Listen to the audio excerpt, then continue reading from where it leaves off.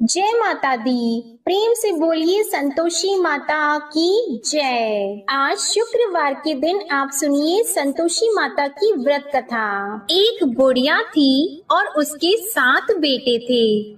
6 बेटे कमाने वाले थे और एक बेटा निकम्मा था। बुढ़िया माँ 6 पुत्रों की रसोई बनाती, भोजन कराती और पीछे से जो कुछ बचता वो 7वें पुत्र को दे देती। परंतु वह बड़ा भोला भाला था, मन में कुछ विचार नहीं करता था।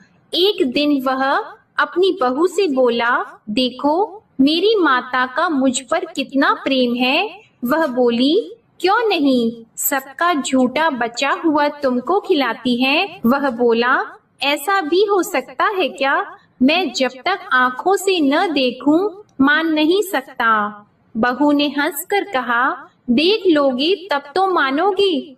कुछ दिन बाद बड़ा त्योहार आया। घर में 7 प्रकार के भोजन और चूरमा के लड्डू बने। वह जांचने को सर के दर्द का बहाना कर पतला कपड़ा सिर पर ओढ़कर रसोई घर में सो गया और कपड़े में से सब देखता रहा। 6 भाई भोजन करने आए। उसने देखा माँ ने उनके लिए सुंदर सुंदर आसन बिछाए, 7 प्रकार की रसोई परोसी। वह आग्रह करके जिमाती रही, वह देखता रहा। 6 भाई भोजन कर उठे, तब माँ ने उनकी झूठी थालियों में से लड्डुओं के टुकड़ों को उठाया और एक लड्डू बनाया। झूठन साफ करके बुढ़िया माँ ने पुकारा, उठ बेटा, 6 भाई भोजन कर गए, अब तू ही बेटा बाकी है, उठ और तू कब खाएगा? वह कहने लगा, माँ मुझे भोजन नहीं करना, मैं परदेश जा रहा हूँ। माता ने कहा, कल जाता तो आज ही जा।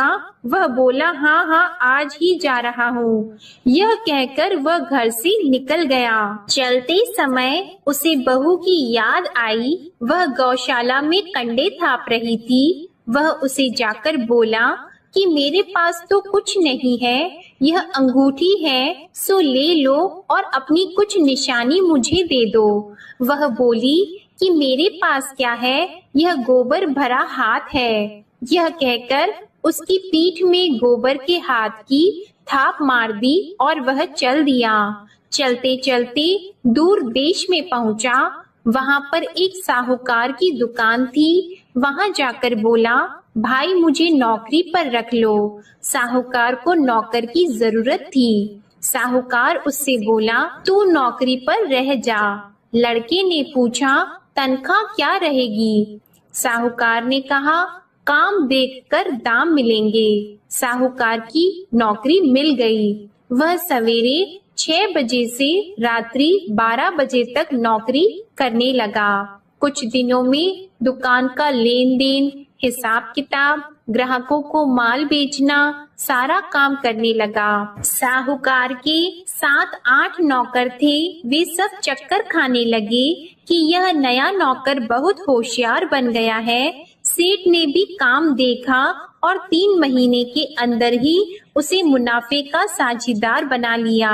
12 वर्ष में वह नामी सेठ बन गया और मालिक सारा कारोबार उस पर छोड़कर बाहर चला गया। अब बहू पर क्या बीती वह सुनो। सास ससुर उसे दुख देने लगे।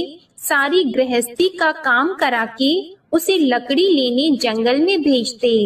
इस बीच घर की रोटियों के आटे से भी जो भूसी निकलती उसकी रोटी बनाकर रख दी जाती और फूटे नारियल की नरेली में पानी। इस तरह दिन बीतते रहे।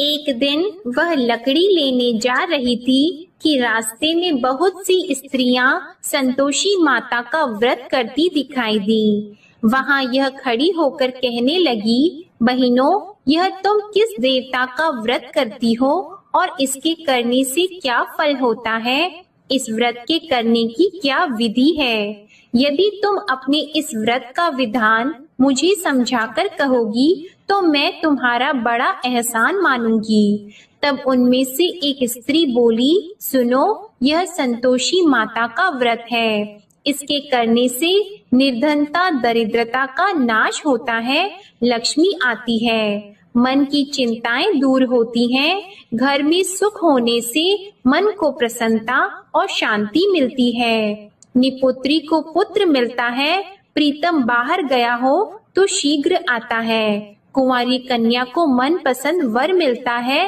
राजद्वार में बहुत दिनों से मुकदमा चलता हो तो वह भी खत्म होता है। कलह क्लेश की निवृत्ति हो, सुख शांति हो, घर में धन जमा हो, पैसा जायदाद का लाभ हो और भी मन में जो कुछ कामना हो वह सब इस संतोषी माता की कृपा से पूरी होती है।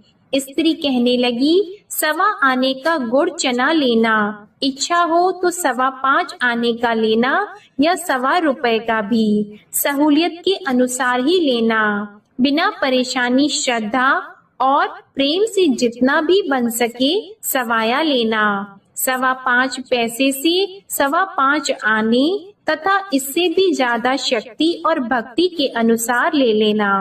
हर शुक्रवार को निराहार रहकर कथा कहना और सुनना। इसके बीच क्रम टूटे नहीं, लगातार नियम पालन करते रहना।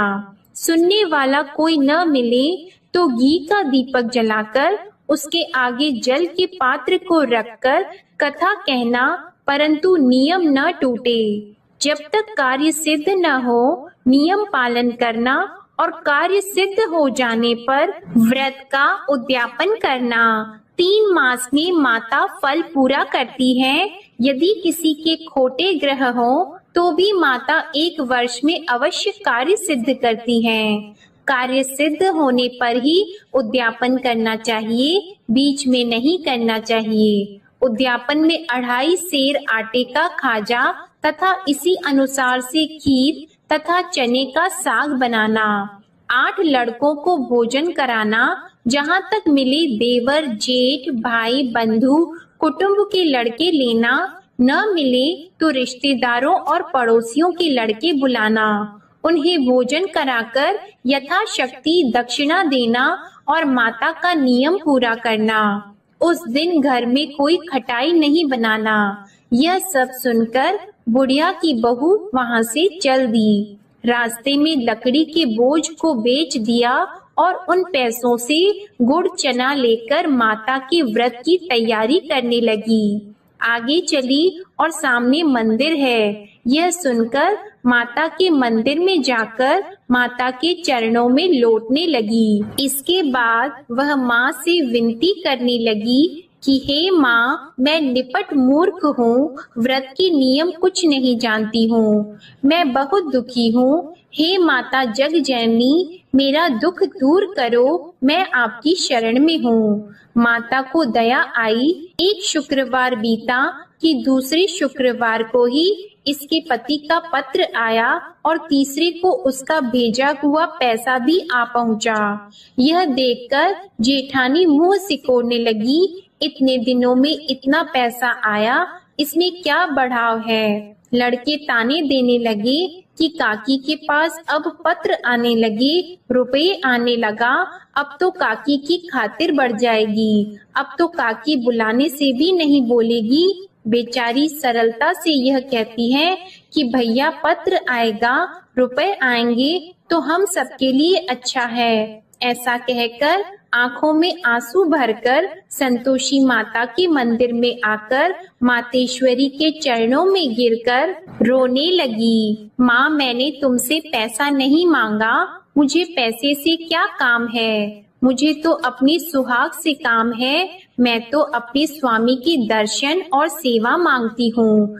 तब माता ने प्रसन्न होकर कहा, जा बेटी, तेरा स्वामी आएगा। यह सुनकर खुशी से वह बावली होकर घर जाकर काम करने लगी। अब संतोषी माँ विचार करने लगी, इस भोली पुत्री से मैंने कह तो दिया कि तेरा पति आएगा, पर आएगा कहाँ से? वह तो इसे स्वप्न में भी याद नहीं करता। इसे याद दिलाने तो मुझे ही जाना पड़ेगा। इस तरह माता उस बुढ़िया के बेटे के पास जाकर स्वप्न में प्रकट होकर कहने लगी, साहूकार के बेटे, सोता है या जागता है? वह कहता है, माता सोता भी नहीं हूँ, जागता भी नहीं हूँ, बीच में ही हूँ, कहो क्या आज्ञा है।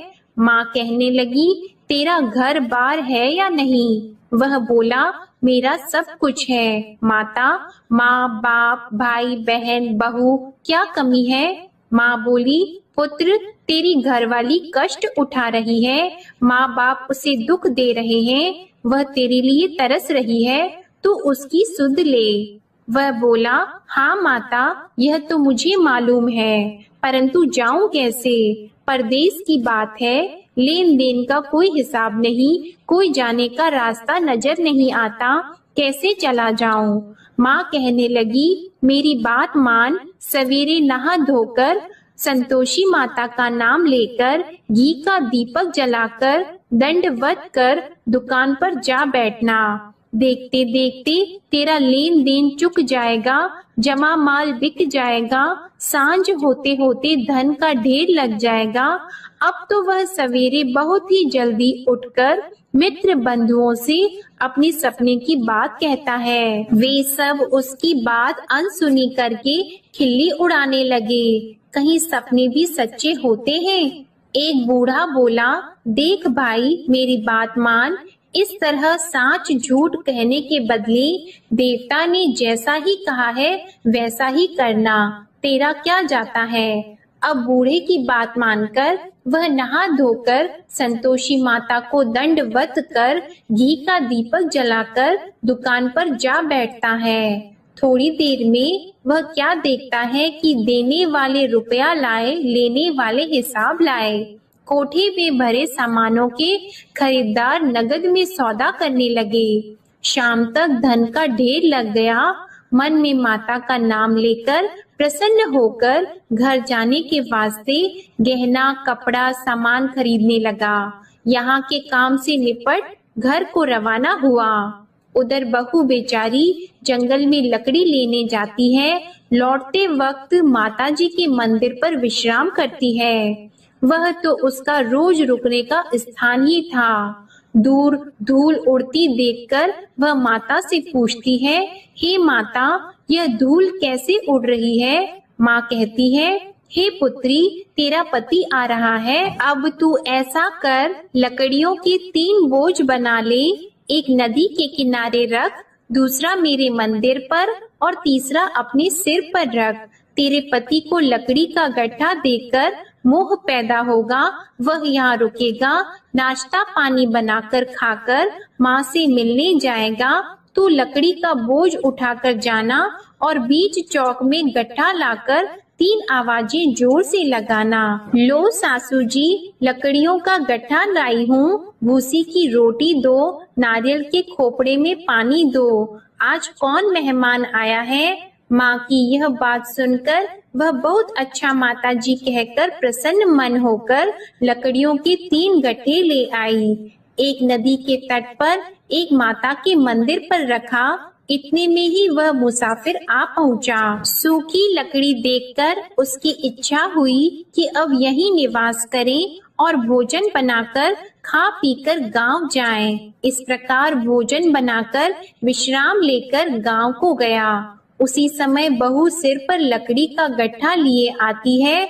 उसे आंगन में डालकर जोर से 3 आवाज देती है, लो सासू जी, लकड़ी का गट्ठा लो, भूसी की रोटी दो, नारियल के खोपड़े में पानी दो। आज कौन आया है? यह सुनकर उनकी सास अपने दिए हुए कष्टों को भुलाने हेतु कहती है, बहू ऐसा क्यों कहती हो?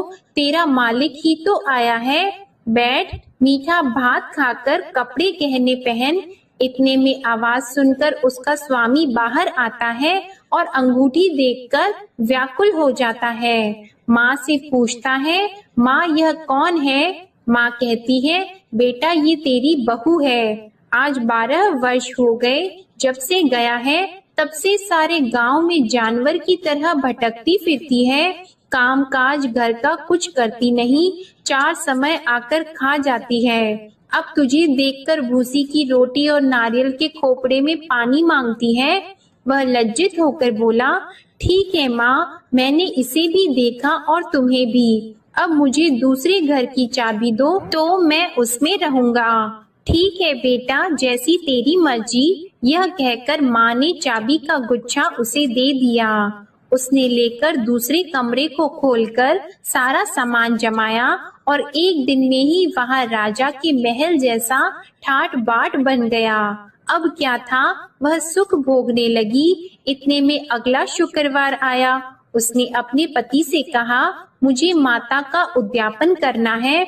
उसका पति बोला, बहुत अच्छा, कर लो, अपनी खुशी से यह भी कर लो। तुरंत ही वह उद्यापन की तैयारी करने लगी। जेठ के लड़के को भोजन के लिए कहने लगी। उसने मंजूर किया, परंतु पीछे जेठानी अपने बच्चों को सिखाती है, देखो भोजन के समय सब लोग खटाई मांगना, जिससे इसका उद्यापन पूरा न हो। लड़के खाना खाने आए, खीर पेट भरकर खाई, परंतु बात याद आते ही कहने लगे, हमें कुछ खटाई खाने को दो, खीर खाना हमें भाता नहीं, यह देखकर अरुचि होती है। बहू कहने लगी, खटाई किसी को नहीं दी जाएगी, यह तो संतोषी माता का प्रसाद है। लड़के उठकर खड़े हुए और बोले, पैसे लाओ।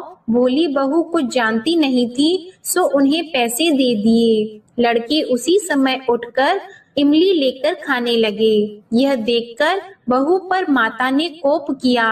राजा के दूत उसके पति को पकड़कर ले गए और जेठ जेठानी मन माने खोटे वचन कहने लगे। लूट लूट कर धन इकट्ठा कर लाया था, सो राजा के दूत उसे पकड़कर ले गए हैं। अब सब मालूम हो जाएगा जब जेल की रोटी खाएगा। बहू से यह वचन सहन नहीं हुआ। रोती रोती माता के मंदिर में गई और बोली, हे माता, तुमने यह क्या किया? हंसाकर क्यों रुलाती हो? माता बोली, पुत्री, तूने उद्यापन करके मेरा व्रत भंग किया, इतनी जल्दी सब बातें भुला दी। वह कहने लगी, माता, भूली तो नहीं हूँ, न कुछ अपराध किया है, मुझे तो लड़कों ने भूल में डाल दिया, मैंने भूल से उन्हें पैसे दे दिए, मुझे क्षमा करो माँ। माँ बोली, ऐसी भी कहीं भूल होती है? वह बोली, माँ मुझे माफ कर दो, मैं फिर तुम्हारा उद्यापन करूंगी। माँ बोली, अब भूल मत करना। वह बोली, अब भूल नहीं होगी माता, अब बताओ वे कैसे आएंगे? माँ बोली, जा पुत्री, तेरा मालिक तुझे रास्ते में ही आता मिलेगा। वह निकली, रास्ते में पति आता मिला तो उसने पूछा, तुम कहाँ गए थे? वह कहने लगा, इतना धन जो कमाया है उसका टैक्स राजा ने मांगा था, वह भरने गया था। वह प्रसन्न होकर बोली, अच्छा हुआ, अब घर चलो। कुछ दिन बाद फिर शुक्रवार आया तो वह बोली, मुझे माता का उद्यापन करना है। पति ने कहा, कर लो। वह फिर जेठ के लड़कों से भोजन को कहने लगी तो जेठानी ने एक दो बातें सुनाई और लड़के सिखा दिए कि तुम पहले ही खटाई मांग लेना। लड़के कहने लगे कि हमें खीर खाना नहीं भाता, कुछ खटाई खाने को दो। तो बहू बोली, खटाई खाने को नहीं मिलेगी, खाना हो तो खाओ। यह कहकर ब्राह्मणों के लड़के लाकर भोजन कराने लगी। यथाशक्ति दक्षिणा की जगह एक एक फल उन्हें दिया। इससे संतोषी माता प्रसन्न हुई। माता की कृपा होते ही 9वें मास उसको चंद्रमा के समान सुंदर पुत्र प्राप्त हुआ। वह पुत्र को लेकर प्रतिदिन माता जी के मंदिर को जाने लगी। माँ ने सोचा कि यह रोज आती है, आज क्यों न मैं ही इसके घर चलूं, इसका आसरा देखूं तो सही। यह विचार कर माता ने भयानक रूप बनाया। गुड़ और चने से सना मुख, ऊपर से सूंड के समान होठ, उस पर मक्खियां भिनभिना रही हैं। दहलीज में पैर रखते ही उसकी सास चिल्लाई, देखो कोई चुड़ैल डाकिनी चली आ रही है, लड़कों इसे भगाओ नहीं तो किसी को खा जाएगी। लड़के डरने लगे, चिल्लाकर खिड़की बंद करने लगे। बहू रोशनदान में से देख रही थी। प्रसन्नता से पगली होकर चिल्लाने लगी कि आज मेरी माता मेरे घर आई है। यह कहकर बच्चे को दूध पिलाने से हट जाती है। इतने में सास का क्रोध फूट पड़ा। वह बोली कि इसे देखकर कैसे उतावली हुई जो बच्चे को पटक दिया। इतने में माँ के प्रताप से जहाँ देखो वहाँ लड़के ही लड़के नजर आने लगे। बहू बोली, माँ जी, मैं जिनका व्रत करती हूँ यह वह संतोषी माता है। इतना कहकर झट से सारे घर के किवाड़ खोल दिए और सबने माता के चरण पकड़ लिए और विनती कर कहने लगे, हे माता, हम मूर्ख हैं, अज्ञानी हैं, तुम्हारी व्रत की विधि हम नहीं जानते हैं। तुम्हारा व्रत भंग करके हमने बहुत बड़ा अपराध किया है। हे माता, बहू को जैसा फल दिया वैसा सबको देना। जो भी यह कथा पढ़ेगा या सुनेगा उसके सभी मनोरथ पूर्ण होंगे। प्रेम से बोलिए संतोषी माता की जय। आइए अब सुनते हैं संतोषी माता की आरती। जय संतोषी माता मैया, जय संतोषी माता, अपने सेवक जन की सुख संपत्ति दाता। जय संतोषी माता मैया, जय संतोषी माता, सुंदर चीर सुनहरी माँ धारण की हो, हीरा पन्ना दम के तन श्रृंगारली हो। जय संतोषी माता मैया, जय संतोषी माता, गेरू लाल छटा छवि बदन कमल सोहे, मंद हंसत करुणामय, मंद हंसत करुणामय, त्रिभुवन जन मोहे। जय संतोषी माता मैया, जय संतोषी माता, स्वर्ण सिंहासन बैठी चवर ढुरे प्यारे, धूप दीप मधुमेवा भोग धरे न्यारे।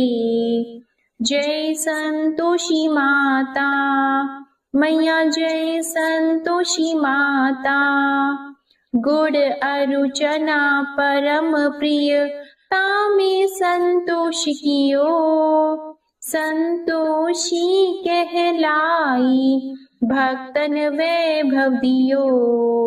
जय संतोषी माता मैया, जय संतोषी माता, शुक्रवार प्रिय मानत आज दिवस सोही, भक्त मंडली छाई कथा सुनत मोही। जय संतोषी माता मैया, जय संतोषी माता, मंदिर जगमग ज्योति मंगल ध्वनि छाई, विनय करे हम बालक चरणन सिर नाई। जय संतोषी माता मैया, जय संतोषी माता, भक्ति भावमय पूजा अंगीकृत कीजिए, जो मन बसे हमारी